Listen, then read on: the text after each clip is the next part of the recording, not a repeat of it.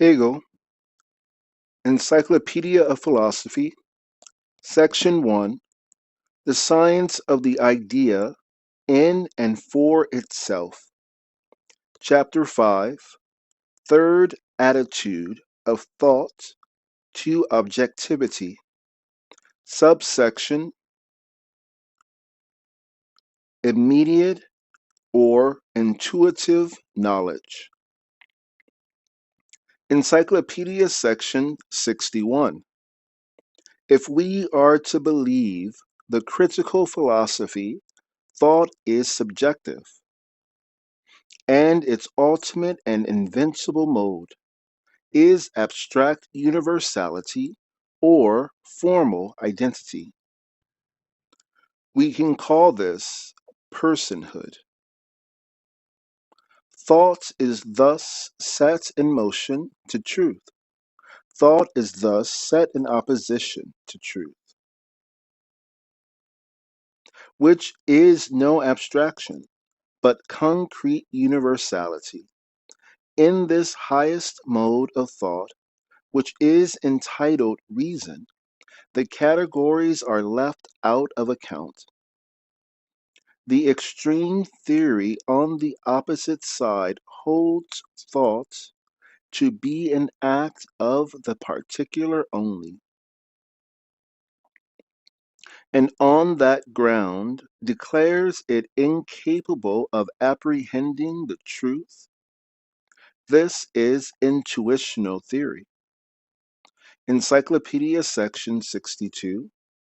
According to this theory, thinking, a private and particular operation, has its whole scope and product in the categories.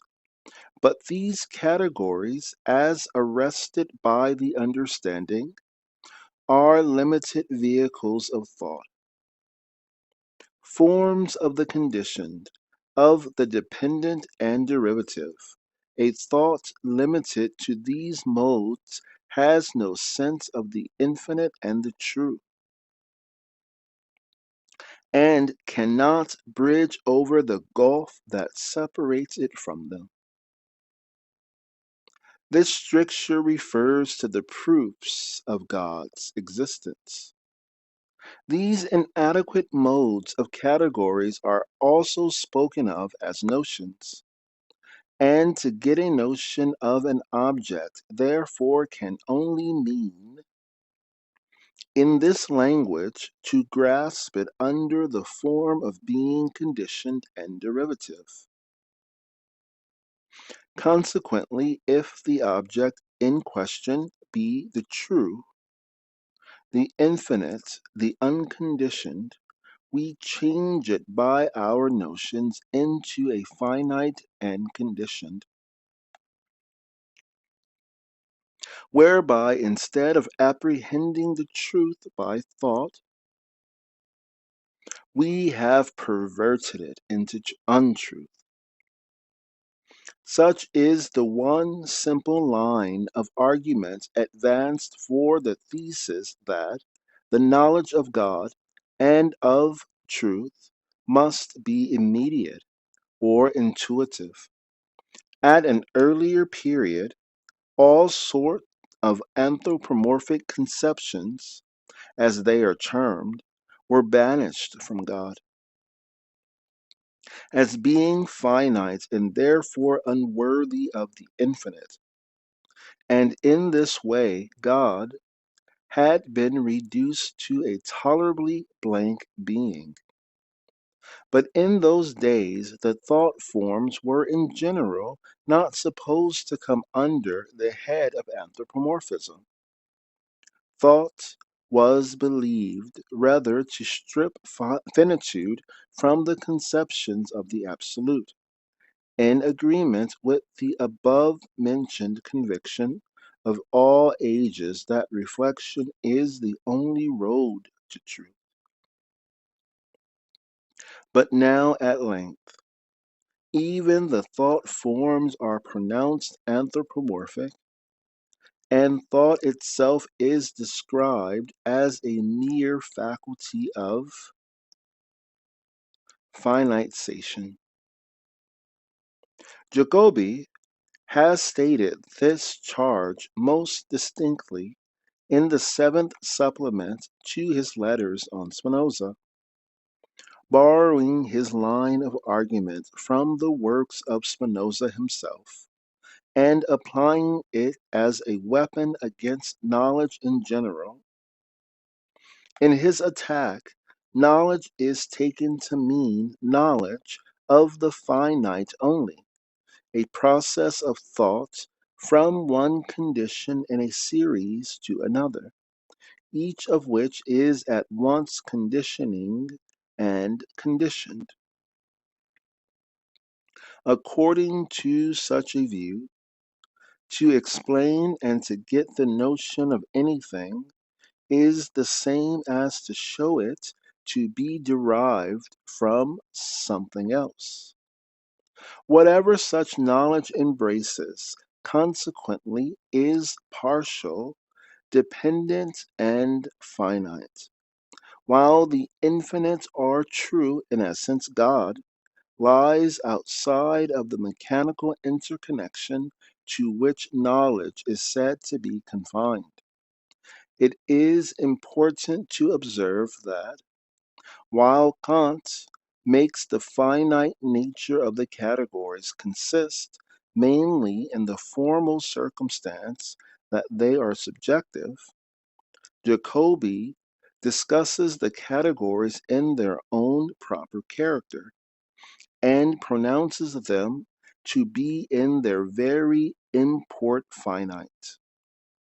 What Jacobi chiefly had before his eyes, when he thus described science, was the brilliant successes of the physical or exact sciences in ascertaining natural forces and laws. It is certainly not on the finite ground occupied by these sciences that we can expect to meet the indwelling presence of the infinite.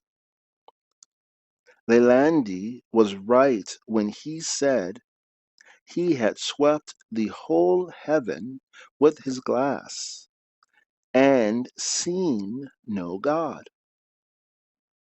See note to section 60. In the field of physical science, the universal, which is the final result of analysis, the lowercase c Catholic, is the only indeterminate aggregate of the external finite, in one word, matter. And Jacobi well perceived that there was no other issue obtainable in the way of a mere advance from one explanatory clause or law to another.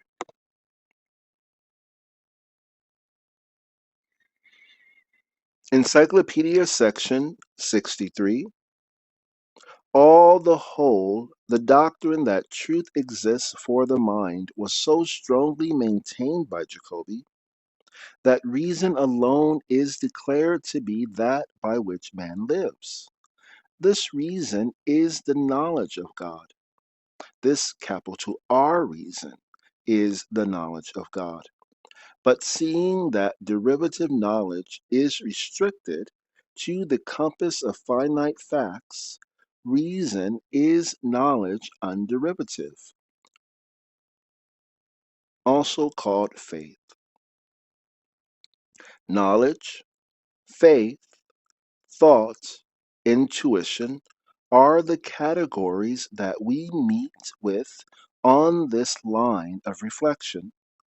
These terms, as presumably familiar to everyone, are only too frequently subjected to an arbitrary use under no better guidance than the conceptions and distinctions of psychology.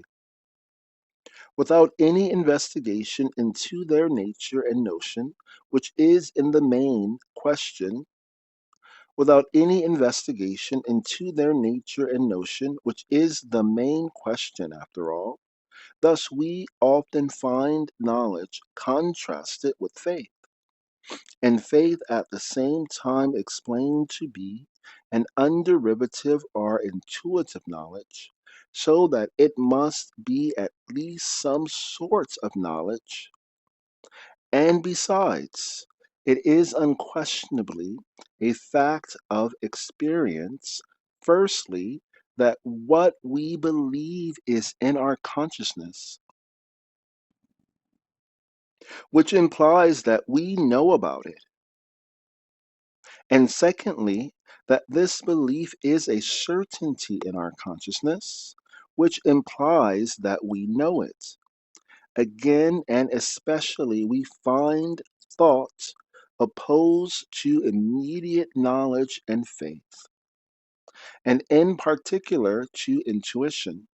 But if this intuition be qualified as intellectual, we must really mean intuition which thinks, unless, in a question about the nature of God, we are willing to interpret intellect to mean images and representations of imagination. The word faith or belief in the dialect of this system comes to be employed even with reference to common objects that are present to the senses. We believe, said Jacobi, that we have a body. We believe in the existence of the things of sense. But if we are speaking of faith in the true and eternal, and saying that God is given and revealed to us in immediate knowledge or intuition, we are concerned not with the things of sense, but with objects special to our thinking mind, with truths of inherently universal significance. And when the individual, I, or in other words, personality, is under discussion, not the I of experience or a single private person above all, when the personality of God is before us, we are speaking of personality unalloyed, of a personality in its own nature universal. Such personality is a thought and falls within the province of thought only. More than this, pure and simple intuition is completely the same as pure and simple thought. Intuition and belief, in the first instance, denotes the definite conceptions we attach to these words and our ordinary employment of them. And to this extent, they differ from thought in certain points which nearly everyone can understand. But here they are taken in a higher sense and must be interpreted to mean a belief in God or an intellectual intuition of God. In short, we must put aside all that especially distinguishes thought on the one side from belief and intuition on the other. How belief and intuition, when transferred to these higher regions, differ from thought, it is impossible for anyone to say. And yet such are the barren distinctions of words, which with which men fancy that they assert an important truth. And yet such are the barren distinctions of words, with which men fancy that they assert an important truth, even while the formulae they maintain are identical with those which they impugn. The term faith brings with it the special advantage of suggesting the faith of the Christian religion. It seems to include Christian faith, or perhaps even to coincide with it, and thus the philosophy of faith has a thoroughly orthodox and Christian look.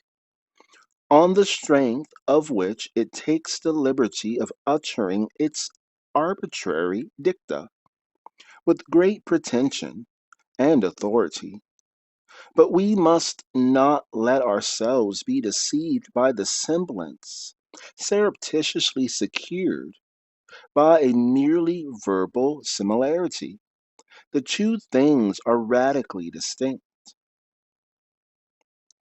Firstly, the Christian faith comprises in it an authority of the Church. But the faith of Jacobi's philosophy has no other authority than that of a personal revelation.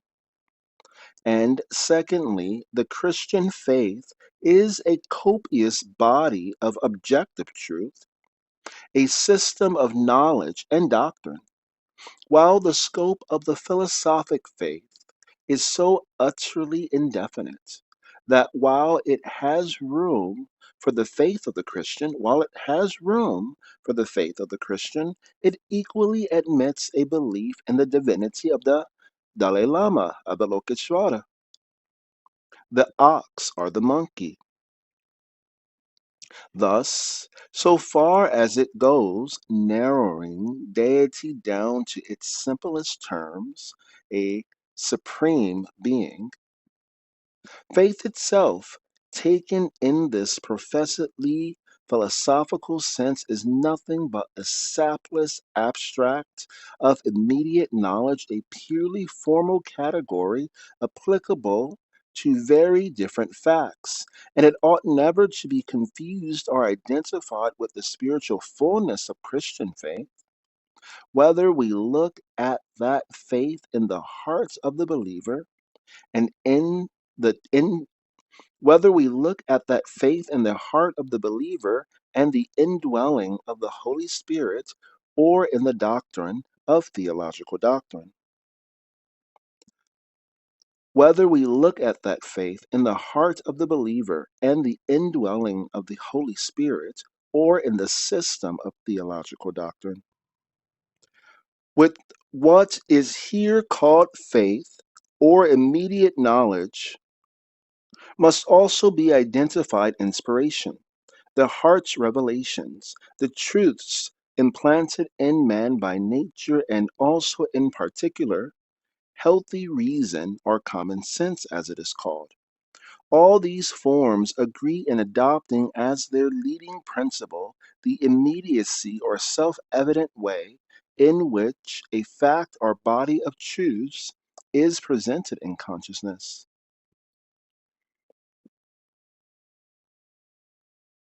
Encyclopedia Section, labeled 84, but in reality 64. This immediate knowledge consists in knowing that the infinite, the eternal, the God, which is in our idea, really is, or it asserts that in our consciousness there is immediately and inseparably bound up with this idea the certainty of its actual being. To seek to controvert these maxims of immediate knowledge is the last thing philosophers would think of. They may rather find occasion for self gratulation when these ancient doctrines, expressing as they do the general tenor of philosophic teaching, have, even in this unphilosophical fashion, become to some extent universal convictions of the age. The true marvel, rather, is that any one could suppose these principles were opposed to philosophy. The maxims, viz., that whatever is held to be true is immanent in mind, and that there is truth for the mind. See Encyclopedia Section 63. From a formal point of view, there is a peculiar interest in the maxim that the being of God is immediately and inseparably bound up with the thought of God. The objectivity is bound up with the subjectivity which the thought originally presents. Not content with that, the philosophy of immediate knowledge goes so far in its one-sided view as to affirm that the attribute of existence, even in perception, is quite as inseparably connected with the conception we have of our own bodies and of external things as it is with the thought of God. Now, it is the endeavor of philosophy to prove such a unity, to show that it lies in the very nature of thought and subjectivity to be inseparable from being and objectivity. In these circumstances, therefore, philosophy, whatever estimate may be formed of the character of these proofs, must in any case be glad to see it shown and maintained that its maxims are facts of consciousness, and thus in harmony with experience. The difference between philosophy and the asseverations of immediate knowledge rather centers in the exclusive attitude which immediate knowledge adopts when it sets itself up against philosophy. And yet it was a self-evident or immediate truth that the cogito ergo sum of Descartes, the maxim on which may be said to hinge the whole interest of modern philosophy, was first stated by its author. The man who calls this a syllogism must know little about a syllogism. The man who calls this a syllogism must know little more about a syllogism than the word ergo occurs in it. Where shall we look for the middle term? And a middle term is a much more essential point of a syllogism than the word ergo. If we try to justify the name by calling the combination of ideas in Descartes an immediate syllogism, this superfluous variety of syllogism is a mere name for an utterly unmediated synthesis of distinct terms of thought. That being so, the synthesis of being with our ideas, as stated in the maxim of immediate knowledge, has no more and no less claim to the title of syllogism than the axiom of Descartes has. From Hutto's dissertation on the Cartesian philosophy, published in 1826, I borrow the quotation in which Descartes himself distinctly declares that the maxim cogito ergo sum is no syllogism. The passages are responses ad to object de methodo 4, ep 1, 118. From the first passage, I quote the words more immediately to the point.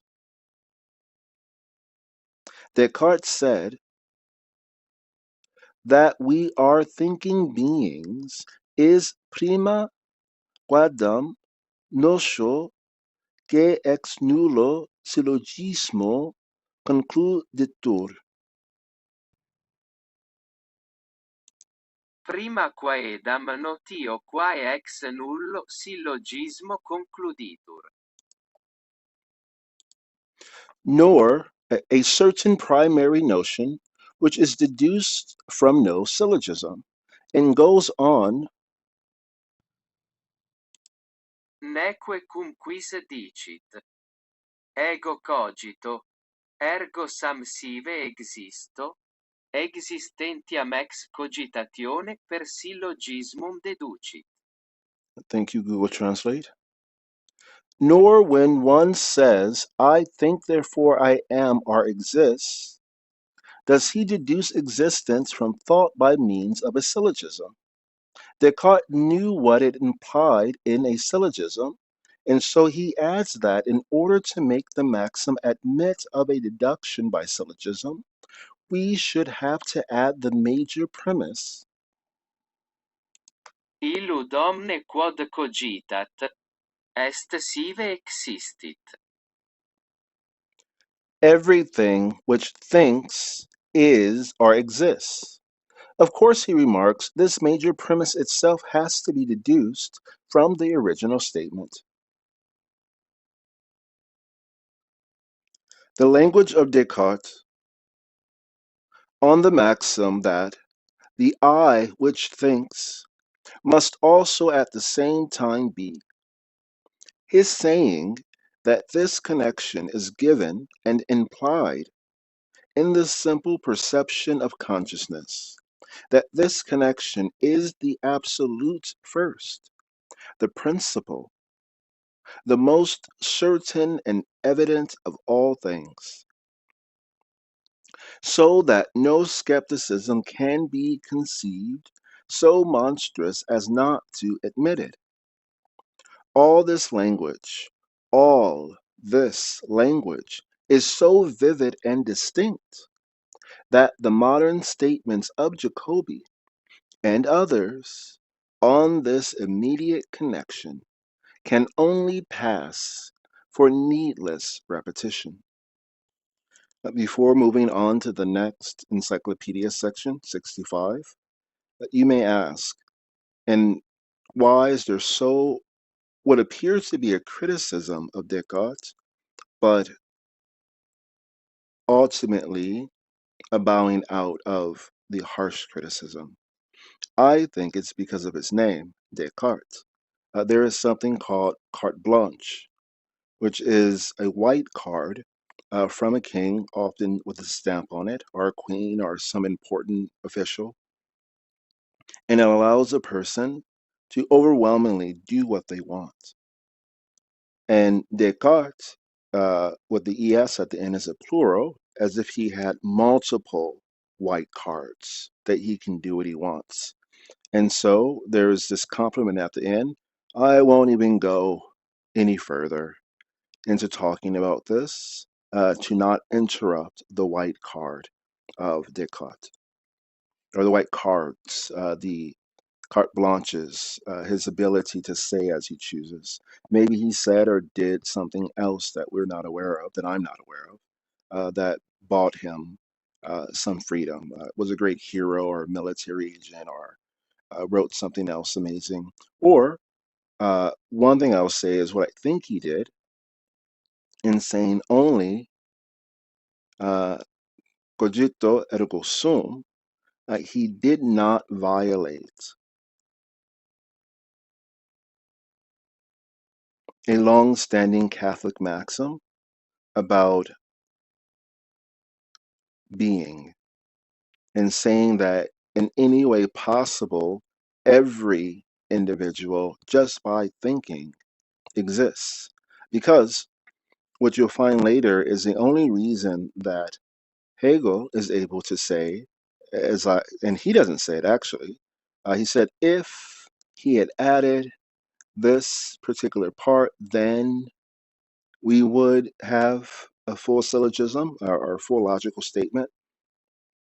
It's because he later goes on to explain what thinking is. Thinking isn't just being able to recall facts or do things. Most of our actions are done instinctually. Eating, uh, releasing that which we ate from our body, relations with our spouses to produce children, breathing, even certain speech patterns. Most people have learned certain conversations to have with a grandmother or a daughter or a father, a political official. Even their language will have uh, indicators for whom for the person with which they speak. And because of that, many people just have conversations that they practiced. There's no thinking with it. Most people watch the news uh, and accept what they hear. And in accepting it, they don't think about it one way or another. One of the only ways you break through that is by adding emotion. And one way emotion can be added is with music or tone or certain visuals and certain repetition. So overwhelmingly, what we all do every single day is instinctual or rote learning. Thinking will be explained later and what it is specifically, and where I put together the information I came to.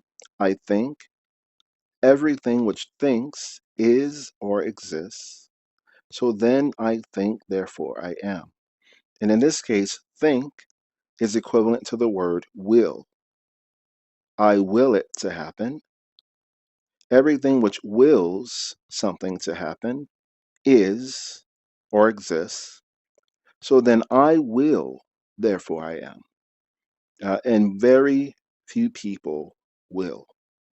And so this is how Hegel gets away with saying it, and why it's possible Descartes did not say it, because people walked around saying, I think, therefore I am. It could have been with the hope that they would actually find out what thinking is and do it. You don't need to know the logical statement, the syllogism, or syllogisms together. You don't need to know it for it to be true. And so maybe he said, I think, therefore I am, will get people to think. But again, thinking is not what we do every day, which is rote. Memory or instinct, which we have genetically. Thinking is the act of willing something into being. And this is what it argues. This is the argument about God. God has willed creation into being and ordered the way in which it works with itself. His will is upon our will, his hand is upon our hand. And then we push it out there. And who is we?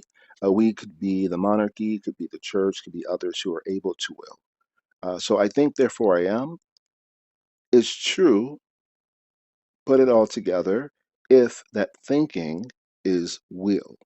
I willed it. Do you have to sit there and construct what you think or what you will? No, but it should become constructed. And when you see it constructed by your thought or by your voice, by typing into Google, into your computer, by programming, uh, a virtual reality device, and you will it to be, then you willed something. And for that moment, at least, you exist. And as Hegel says, and then you are worth mentioning. Encyclopedia Section 50, Encyclopedia Section 65. The theory of which we are speaking is not satisfied when it has shown that immediate knowledge taken separately is an adequate vehicle of truth. Its distinctive doctrine is that immediate knowledge alone, to the total exclusion of mediation, can possess a content which is true. This exclusiveness is enough to show that the theory is a relapse into the metaphysical understanding with its passwords either or, and thus it is really a relapse into the habit of external mediation, the gist of which consists in clinging to those narrow and one-sided categories of the finite, which it falsely imagined itself to have left forever behind. This point, however, we shall not at present discuss in detail. An exclusively immediate knowledge is asserted as a fact only, and in the present introduction we can only study it from this external point of view. The real significance of such knowledge will be explained when we come to the logical question of the opposition between mediate and immediate, but it is characteristic of the view before us to decline to examine the nature of the fact, that is, the notion of it, for such an examination would itself be a step toward mediation and even towards knowledge. The genuine discussion on logical ground, therefore, must be deferred till we come to the proper province of logic itself. The whole of the second part of logic, the doctrine of essential being, is a discussion of the intrinsic and self affirming unity of immediacy and mediation. Encyclopedia Section 66. Beyond this point, then, we need not go. Immediate knowledge is to be accepted as a fact. Under these circumstances, examination is directed to the field of experience, to a psychological phenomenon. If that be so, we need only note, as the commonest of experiences, that truths, which we well know to be results of complicated and highly mediated trains of thought, present themselves immediately and without effort to the mind of any man who is familiar with the subject. The mathematician, like everyone who has mastered a particular science, meets any problem with ready-made solutions which presuppose most complicated analyses. And every educated man has a number of general views and maxims which he can muster without trouble, but which can only have sprung from frequent reflection and long experience. The facility we attain in any sort of knowledge, art, or technical expertness consists in having the particular knowledge or kind of action present to our mind in any case that occurs, even we may say, immediate in our very limbs, in an outgoing activity. In all these instances, immediacy of knowledge is so far from excluding mediation that the two things are linked together. Immediate knowledge being actually the product and result of mediated knowledge. It is no less obvious that the immediate existence is bound up with mediation. The seed and the parent are immediate and initial experiences. The seed and the parent are immediate and initial existences in respect of the offspring which they generate. But the seed and the parent, but the seed and the parents, though they exist and are therefore immediate, are yet in their turn generated. And the child, without prejudice to the mediation of its existence, is immediate because it is. The fact that I am in Berlin, my immediate presence here, the fact that I am in Los Angeles, my immediate presence here, is mediated by my having made the journey hither. Encyclopedia Section 67. One thing may be observed with reference to the immediate knowledge of God. Of legal and ethical principles, including under the head of immediate knowledge, what is otherwise termed instinct, implanted, or innate ideas, common sense, natural reason, or whatever form in short, we give to the original spontaneity. It is a matter of general experience that education or development is required to bring out into consciousness what is therein contained. It was so even with the Platonic reminiscence and the Christian rite of baptism. Although a sacrament involves the additional obligation of a Christian upbringing, in short, religion and morals, however much they may be faith or immediate knowledge, are still on every side conditioned by the mediating process, which is termed development, education, training. The adherents, no less than the assailants of the doctrine of innate ideas, have been guilty throughout of the like exclusiveness and narrowness as is here noted. They have drawn a hard and fast line between the essential and immediate union, as it may be described, of certain universal principles with the soul, and another union which has to be brought about in an external fashion, and through the channel of given objects and conceptions. There is one objection, borrowed from experience, which was raised against the doctrine of innate ideas.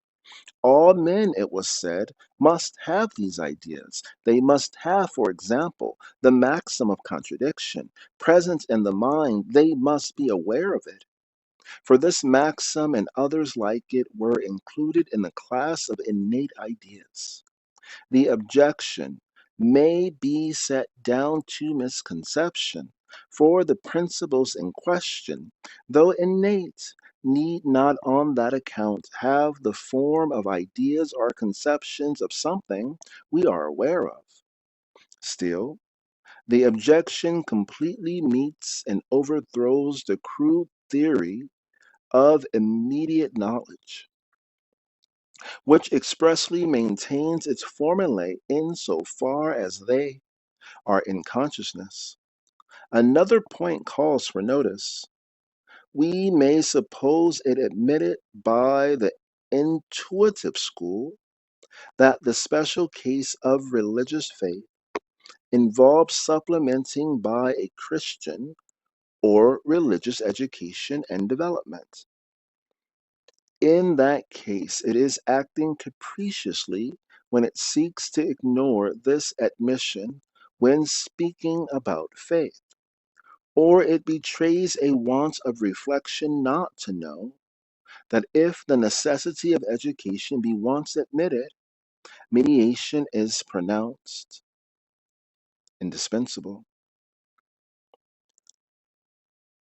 What is meant by a Christian education, speaking as a note here, versus a religious education? A religious education, religio, is to bind together, to place upon people a particular notion of right and wrong or other matters, and that they collect together in their groups, they marry each other, and they act a particular way according to a doctrine. That is religion. And religions come in many forms, Catholicism, Buddhism, Islam, Judaism, Wicca. These are religions. What is Christianity or a Christian? Not Christianity. Christianity is also a religion as we understand it, but what is a Christian education? Well, there is Jesus Christ, who is known, and he is the subject of Christianity and of Catholicism. And then there is Christian, and Christ translated uh, into Greek is Messiah, and into Hebrew, Mashiach, Arabic, Masih. And the Messiah, the Mashiach, the Masih, the Christ, is not always Jesus. This is why you have the Antichrist, the Messiah, the Dajjal. Uh, the Messiah, the Christ, is an charismatic person, often male, but not always, who sets an example that you follow. You see what he or she does, and you do what they do, and you tell your family to do what they do as best as you can mimic it. And maybe you look at their family and see what they do, and you look at their friends and see what they do. So, a Christian education is one where you copy a charismatic individual. They could be a president, they could be a pastor or a priest, they could be a lama, the Lama tradition of Mongolia and Tibet, Mysore. Uh, have this possibility.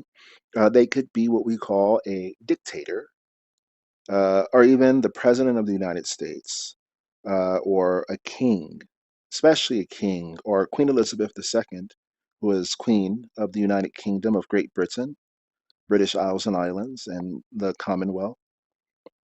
You look at her and her family, you watch The Crown, and you see what they do and how they resolve their matters. So it's knowledge that you follow, in this case, someone who is an Aristotelian, who understands this information, and you do what he does, you do what she does. That's Christian.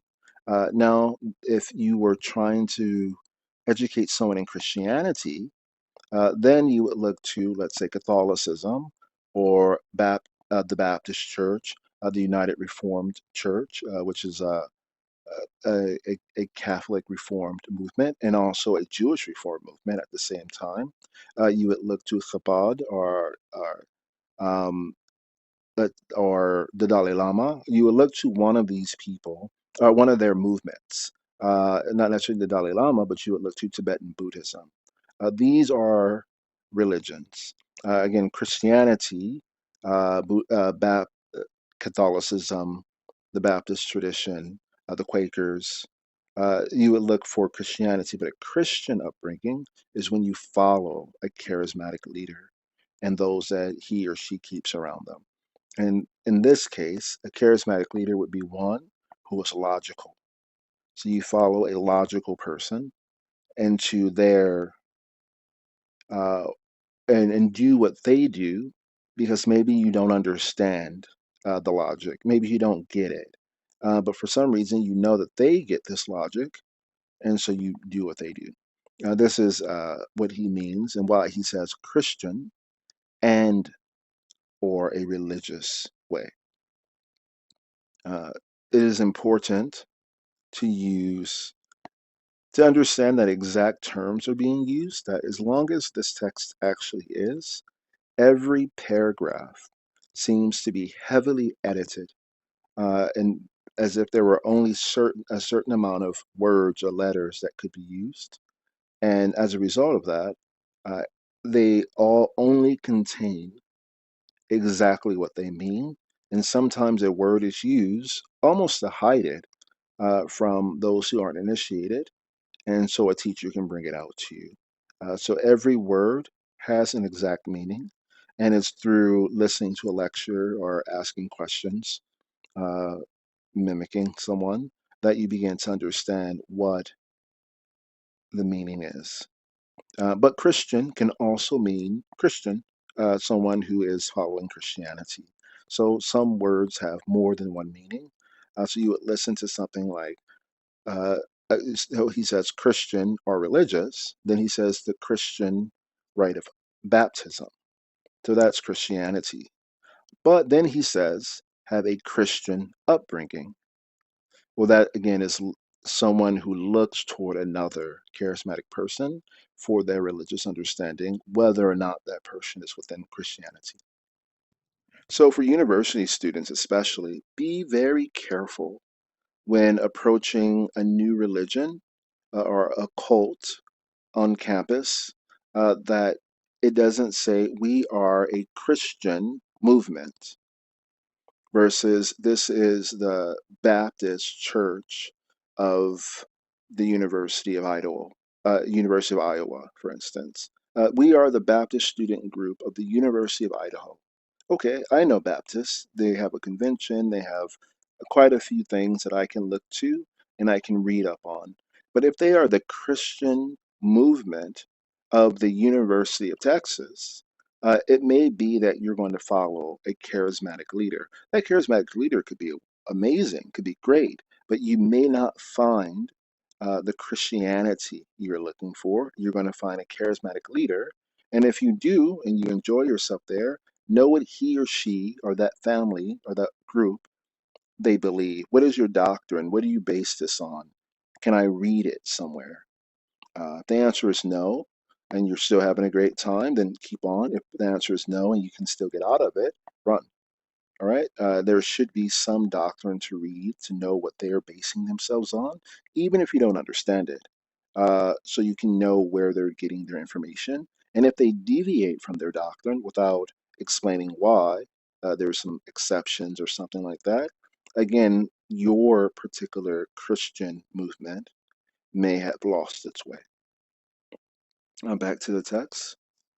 The reminiscence of ideas spoken of by Plato is equivalent to saying that ideas implicitly exist in man, instead of being, as the sophists assert, a foreign importation into his mind.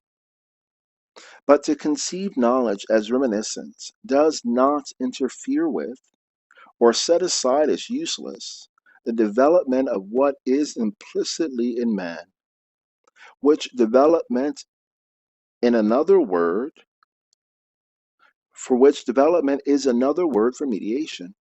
The same holds good of the innate ideas that we find in Descartes and the Scotch philosophers. Who are the Scotch philosophers? They are the Freemasons, either the French companionage, or in this case, the Scottish Rite, or other Masonic groups related to the Grand Lodge of England. These ideas are only potential in the first instance and should be looked at as being a sort of mere capacity in man. Encyclopedia Section labeled 88, but in reality number 68. In the case of these experiences, the appeal turns upon something that shows itself bound up with immediate consciousness. Even if this combination be in the first instance taken as an external and empirical connection, still, even for empirical observation, the fact of its being constant shows it to be essential and inseparable. But again, if this immediate consciousness, as exhibited in experience, be taken separately, so far as it is a consciousness of God and the divine nature, the state of mind which it implies is generally described as an exaltation above the finite, above the senses, and above the instinctive desires and affections of the natural heart, which exaltation passes over into and terminates in faith in God and a divine order. It is apparent, therefore, that though faith may be an immediate knowledge and certainty, it equally implies the interposition of this process as its antecedent and condition. It has been already observed that the so-called proofs of the being of God, which start from finite being, give an expression to this exaltation. In that light, they are no inventions of an over subtle reflection, but the necessary and native channel in which the movement of mind runs. Though it may be that, in their ordinary form, these proofs have not their correct and adequate expression. Though it may be in their ordinary form, these proofs have not their correct and adequate expression. Though it may be in their ordinary form, these proofs have not their correct and adequate expression. Note two things. I said this encyclopedia is numbered 88, but in reality it's 68. As you read through these one by one, you're asked to pay attention. And one way you pay attention is through the numbering. If you leave number 67 and you find yourself at 88, you're going to say, there's a mistake here. Now, another person may say, not only is there a mistake, but what else is mistaken? And Hegel here is showing you that he intentionally labels these things this way. It wasn't William Wallace who messed it up. You keep the numbering to keep people, some people, just to know where they are. Oh no, 67, 68. Oh, okay, now it's 69. But also to say that at the beginning of the text, you saw an incorrect number. So at the very end, in a statement after uh, colon, the very last partial sentence, it says that maybe some of this isn't right.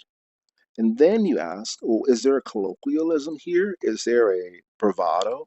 He's saying that everything I just said in 68 is so absolutely correct and perfect that, like certain churches that are where you will turn a brick around or paint it a different color, it is so perfect that I misnumbered it, even though I numbered it 88, which itself is a perfect number. So this statement here is considered absolutely perfect. And this is something that as you grow in your focus, people will often drop in intentional mistakes to get your attention, to make sure you're following along, to make sure you question, well, what else might be wrong here that I might have to correct?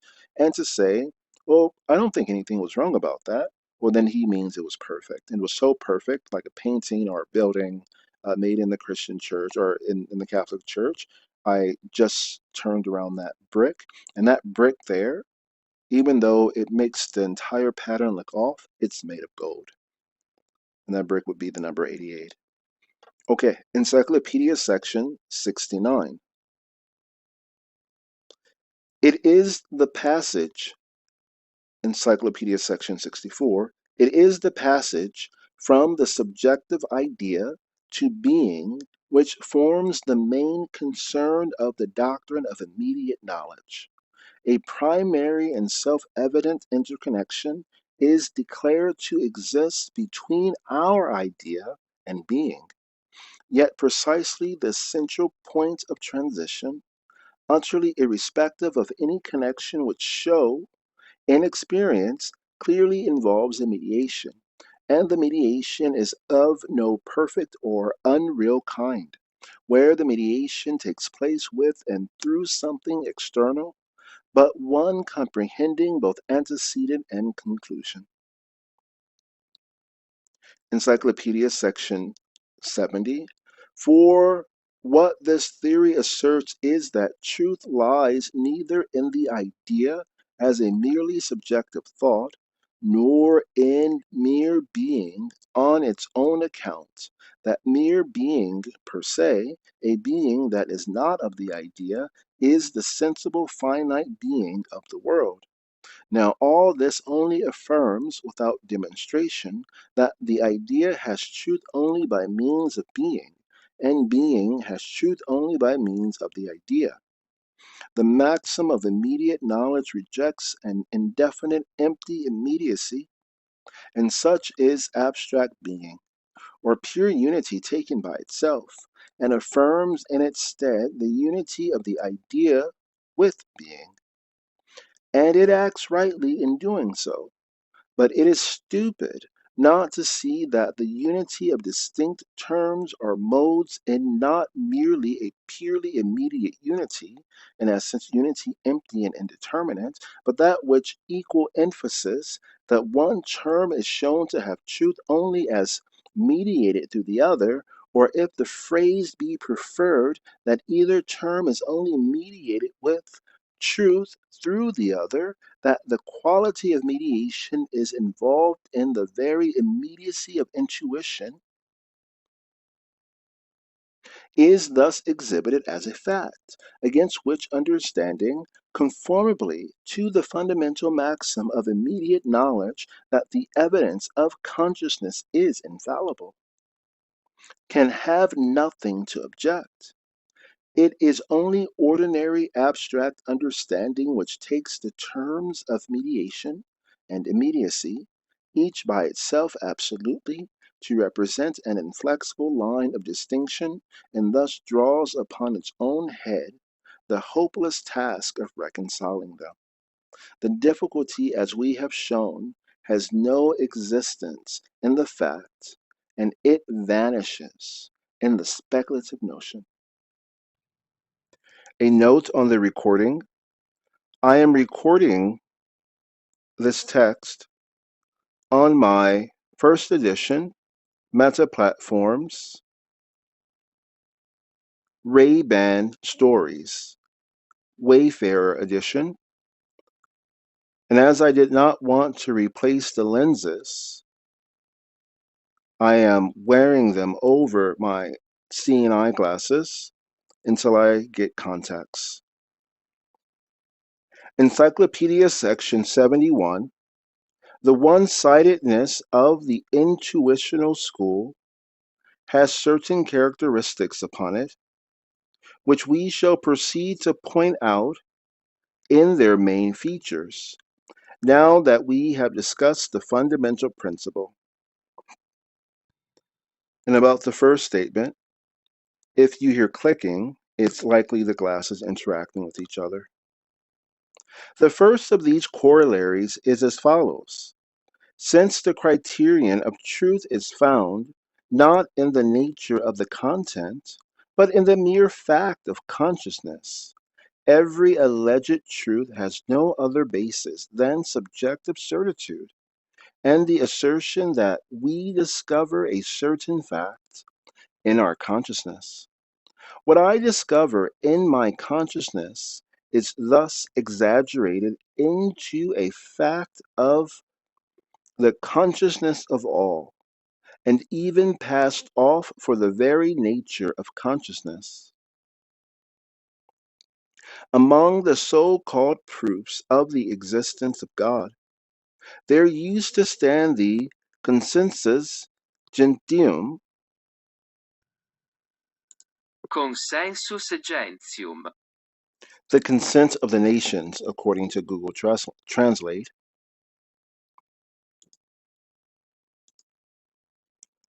to which appeal is made as early as Cicero.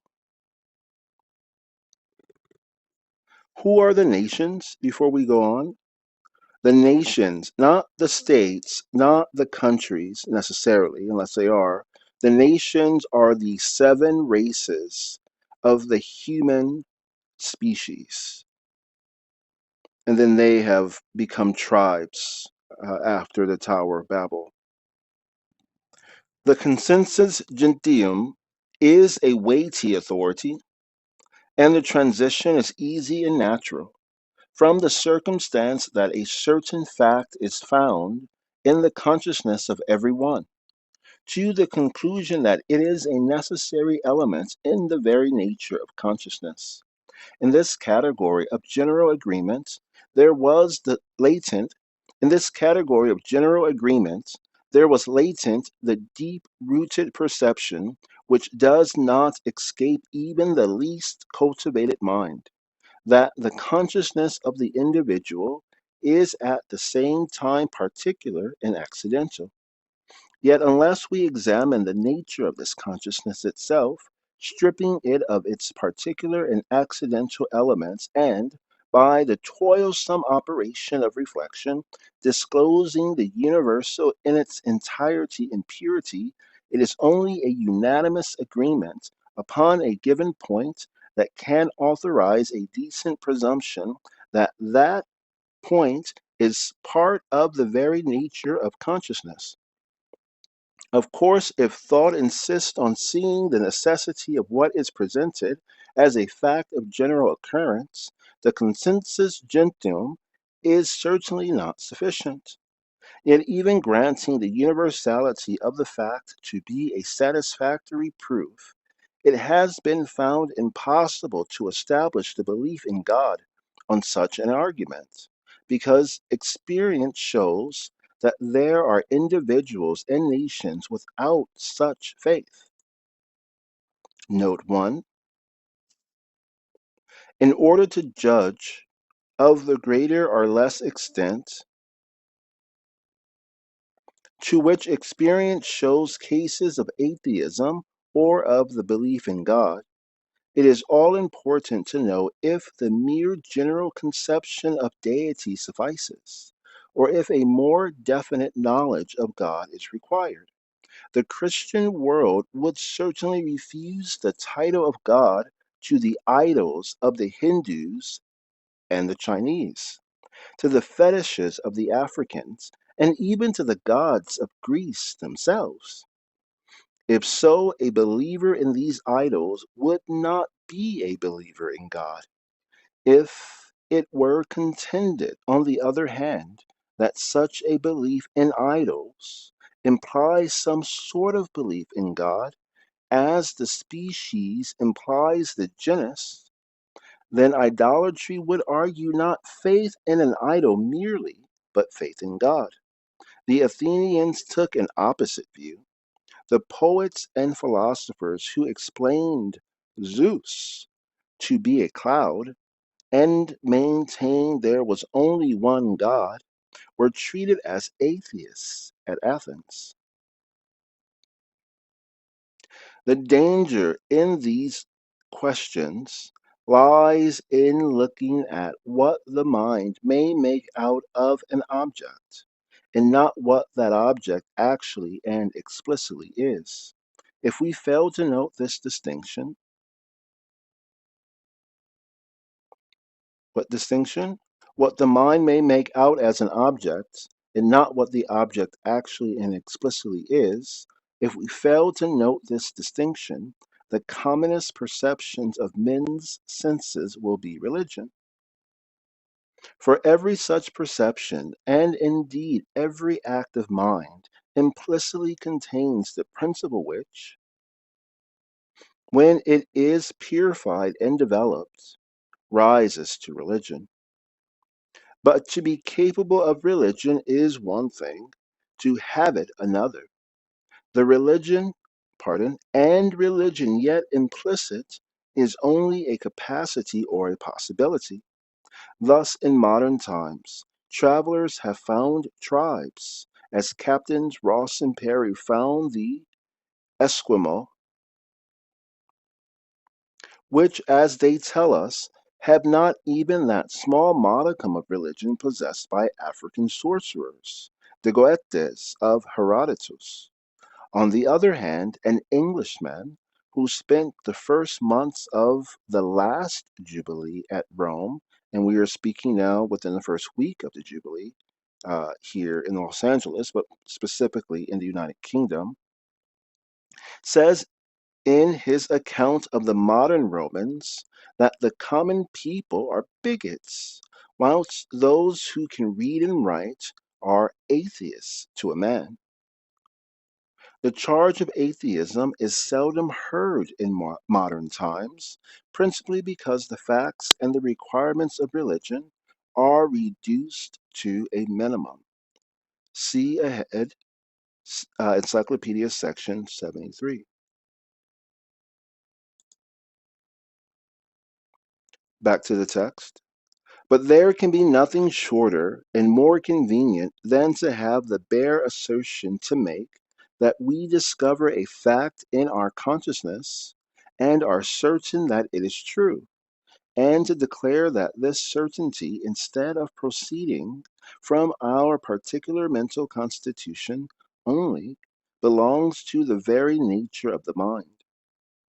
Encyclopedia Section 72, a second corollary which results from holding immediacy of consciousness to be the criterion of truth is that all superstition or idolatry is allowed to be true, and that an apology is prepared for any contents of the will, however wrong and immoral. It is because he believes in them and not from the reasoning and syllogism of what is termed immediate knowledge that the Hindu finds God in the cow, the monkey, the Brahmin, or the Lama. But the natural desires and affections spontaneously carry and deposit their interests in consciousness, where also immoral aims make themselves naturally at home. The good or bad character would thus express the definite being of the will. The good or bad character would thus express the definite being of the will, which would be known, and that most immediately in the interests and aims. Encyclopedia Section 73.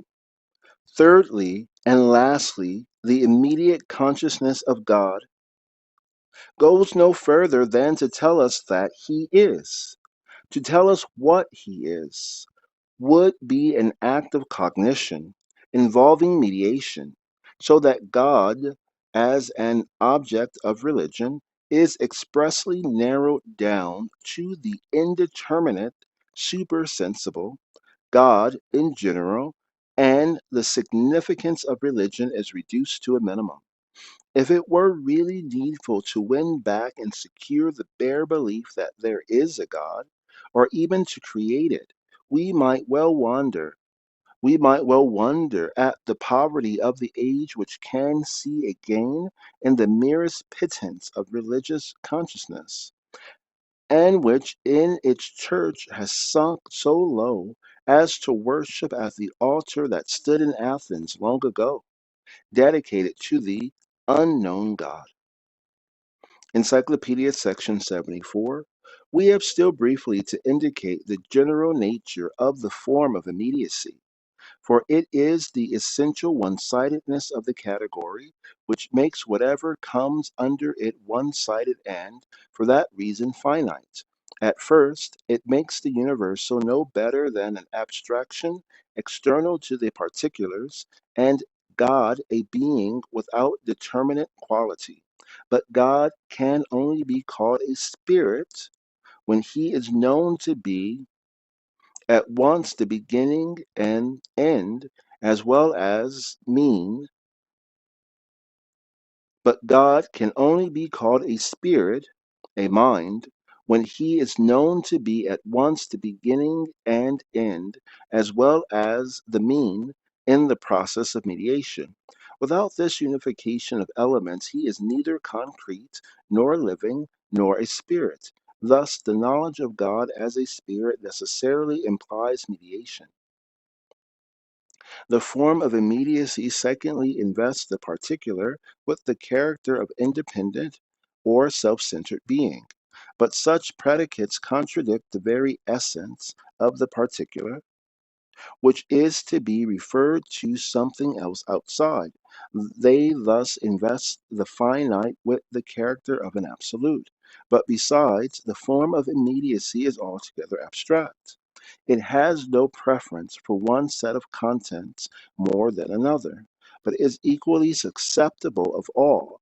It may as well sanction what is idolatrous and immoral as the reverse, only when we discern that the content, the particular, is not self-subsistent, but derivative from something else, are its finitude and untruth shown in their proper light. Such discernment, where the content we discern carries with it the ground of its dependent nature, is a knowledge which involves mediation. The only content which can be held to be truth is one not mediated with something else, not limited by other things, or otherwise expressed, it is one mediated by itself, where mediation and immediate reference to self coincide. The understanding that fancies it has got clear of finite knowledge.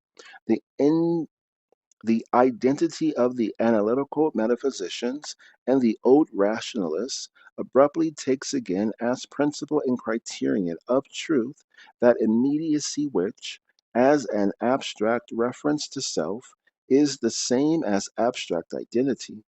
Abstract thought, the scientific form used by reflective metaphysic, and abstract intuition, the form used by immediate knowledge, are one and the same. The stereotyped opposition between the form of immediacy and that of mediation gives to the former a halfness and inadequacy that affects every content which is brought under it. Immediacy means, upon the whole, an abstract reference to self, that is, an abstract identity or abstract universality. Accordingly, the essential and real universal, when taken merely in its immediacy, is a mere u- is a mere abstract universal, and from this point of view, God is conceived as a being altogether without determinate quality. To call God spirit is in that case only a phrase, for the consciousness and self consciousness which spirit implies are impossible without a distinguishing of it from itself and from something else, in essence, without mediation. Encyclopedia Section 75. It was impossible for us to criticize this, the third attitude, which thought has been made to take toward objective truth in any other mode than what is naturally indicated and admitted in the doctrine itself. The theory asserts that immediate knowledge is a fact. It has been shown to be untrue in fact to say that there is an immediate knowledge, a knowledge without mediation, either by means of something else or in itself. It has also been explained to be false in fact to say that thought advances through finite and conditioned categories only, which are always mediated by a something else, and to forget that in the very act of mediation, the mediation itself vanishes, and to show that in point of fact, there is a knowledge which advances neither by unmixed immediacy nor by unmixed mediation. We can point to the example of logic and the whole of philosophy. Encyclopedia Section 76. If we view the maxims of immediate knowledge in connection with the uncritical metaphysic of the past from which we started, we shall learn from the comparison the reactionary nature of the school of Jacobi. His doctrine is a return to the modern starting point of this metaphysic in the Cartesian philosophy. Both Jacobi and Descartes maintain the following 3 points. Encyclopedia Section 76, Infrasection 1. The simple inseparability of the thought and being of the thinker, cogito ergo sum, is the same doctrine as that the being, reality, and existence of the ego is immediately revealed to me in consciousness. Descartes, in fact, is careful to state that by thought he means consciousness in general. Principle of Philosophy, Book 1, Part 9.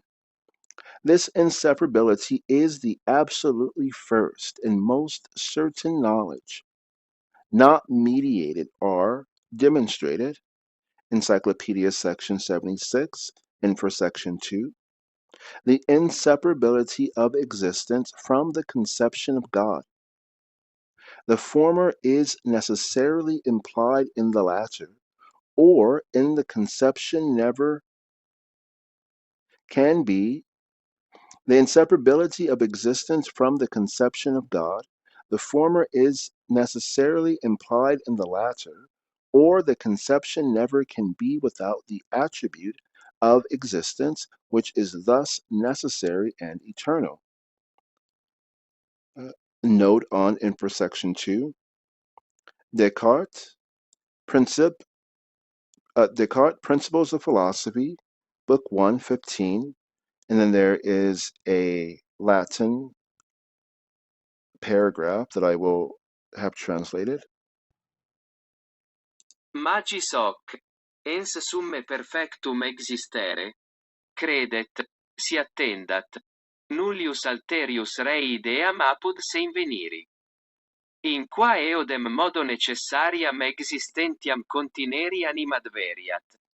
Intelliget illam ideam exhibere veram et immutabilem naturam, quec non potest non existere.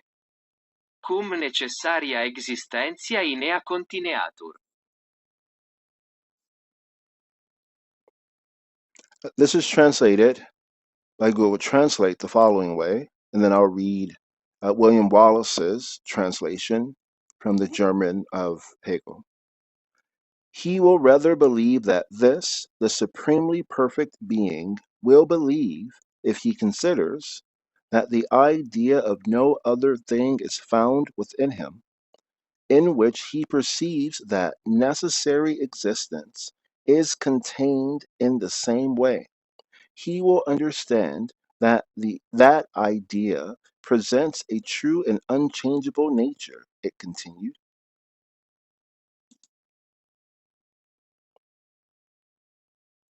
And the translation of William Wallace of Hegel's, uh, they say workmanlike translation, the reader will be more disposed to believe that there exists a being supremely perfect if he notes that in the case of nothing else is there found in him an idea in which he notices necessary existence to be contained in the same way. He will see that that idea exhibits a true and unchangeable nature, a nature which cannot but exist, since necessary existence is contained in it. A remark which immediately follows, and which sounds like mediation or demonstration, does not really prejudice the original principle. In Spinoza, we come upon the same statement that the essence or abstract conception of God implies existence. The first of Spinoza's definitions, that of causa sui, or self-cause, explains it to be Causa sui. Causa sui. Cuius essentia involvit existentiam. Sive id cuius natura non potest concipi nisi existex. the Google translation, the essence of which involves existence, or the nature of which can only be conceived of as existing. And William Wallace's translation of Hegel, that of which the essence involves existence, or that whose nature cannot be conceived except as existing. The inseparability of the notion from being is the main point and fundamental hypothesis in his system. But what notion is thus inseparable from being? Not the notion of finite things, for they are so constituted as to have a contingent and a created existence.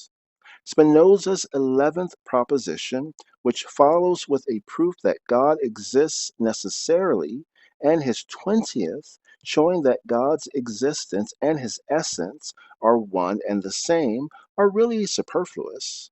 And the proof is more in form than in reality. To say that God is substance, the only substance, and that as substance is causa sui, God therefore exists necessarily, is merely stating that God is that of which the notion and the being are inseparable. So, well, as you consider this amazing statement, what did Spinoza mean by God is substance? One thing we haven't discussed is the preferred face of God in Germany at this time and in the time of Spinoza and Descartes. The preferred face of God is south. And what does south represent? It represents the Archangel Michael. And the Archangel Michael, it is said that his name means a question: who is like unto God?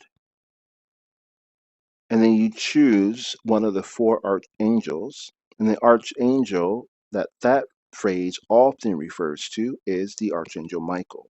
So if God is substance, it is because the Archangel Michael represents the element of earth. and the understanding of those who follow the angels, I imagine, well, in the understanding of, and I know this, the Gnostic Catholic Church, which is part and parcel of the Universal Catholic Church or the Roman Catholic Church, but is a separate school as it is taught. You will find it to some extent within the Jesuit rite. So, he who was like unto God is self, and meaning the Archangel Michael. And so, this is where Hegel is saying, well, if God is substance, then you mean you want to see God through the face of the Archangel Michael, and substance is the element earth. If God is air, wind, ether, for instance, you want to see him in the north in the face of the Archangel Uriel. If you want to see the tongues of fire and say that fire is God, then you want to see his face in the east where the sun rises in the face of the Archangel Raphael. And if you want to say that God has set his throne upon the water, and you want to see his face from the element of water, wetness, then you want to see it from the Archangel Javril or Gabriel. So in Germany at this time, the face of God, the avatar for God preferred is the Archangel Michael. And so Hegel is being clear that if you're saying that, I know what you're saying and I won't deny it, but what about the other three? All right, back to the text, Encyclopedia Section 76, Infrasection 3. The immediate consciousness of the existence of external things, by this nothing more is meant than sense consciousness. To have such a thing is the slightest of all cognitions, and the only thing worth knowing about it is that such immediate knowledge of the being of things external is error and delusion, that the sensible world as such is altogether void of truth, that the being of these external things is accidental and passes away as a show, and that their very nature is to have only an existence which is separable from their essence and notion. Encyclopedia Section 77. There is, however, a distinction between the two point of views. Infrasection 1. The Cartesian philosophy, from these unproved postulates, which it assumes to be unprovable, proceeds to wider and wider details of knowledge, and thus gave rise to the sciences of modern times. The modern theory of Jacobi, on the contrary, see Encyclopedia Section 62, the modern theory of Jacobi, on the contrary, has come to what is intrinsically a most important conclusion, that cognition, proceeding as it must by finite mediations, can know only the finite and never embody the truth, and would fain have the consciousness of God go no further than the aforesaid very abstract belief that God is. And note 3 for this chapter,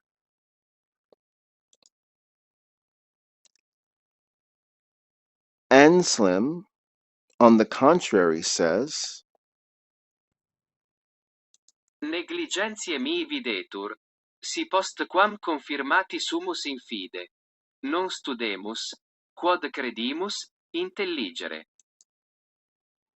translated by Google Translate as, it seems to me negligence, if after which we have been confirmed in the faith, we do not endeavor to understand what we believe. Translated by William Wallace, translating Hegel, Methinks it is carelessness if, after we have been confirmed in the faith, we do not exert ourselves to see the meaning of what we believe. Tractate Cor Deus Homo. These words of Anselm, in connection with the concrete truths of Christian doctrine, offer a far harder problem for investigation than, than is contemplated by this modern faith.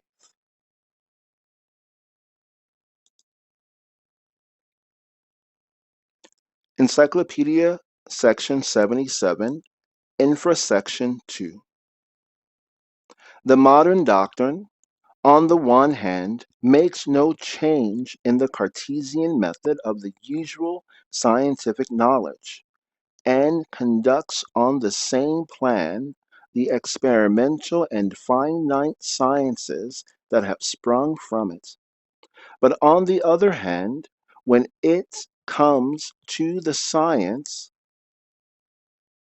which has infinity for its scope, it throws aside that method, and thus, as it knows no other, it rejects all methods. It abandons itself to wild vagaries of imagination and assertion, to a moral priggishness and sentimental arrogance, or to a reckless dogmatizing and lust of argument which is loudest against philosophy and philosophic doctrines. Philosophy, of course, tolerates no mere assertions or conceits, and checks the free play of argumentative seesaw.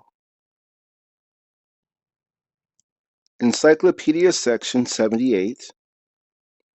We must then reject the opposition between an independent immediacy in the contents or facts of consciousness and an equally independent mediation supposed incompatible with the former. The incompatibility is a mere assumption, an arbitrary assertion. All other assumptions and postulates must in like manner be left behind at the entrance to philosophy. Whether they are derived from the intellect or imagination, for philosophy is the science in which every such proposition must first be scrutinized and its meaning and oppositions be ascertained. Skepticism, made a negative science and systematically applied to all forms of knowledge, might seem a suitable introduction as pointing out the nullity of such assumptions. But a skeptical introduction would be not only an ungrateful, but also a useless course, and that because dialectic, as we shall soon make appear, is itself an essential element of affirmative science. Skepticism, besides, could only get hold of the finite forms as they were suggested by experience, taking them as given instead of deducing them scientifically. To require such a skepticism accomplished is the same as to insist on science being preceded by universal doubt, or a total absence of presupposition. Strictly speaking, in the resolve that wills pure thought, this requirement is accomplished by freedom which, abstracting from everything, grasps its pure abstraction, the simplicity of thought. This ends chapter 5.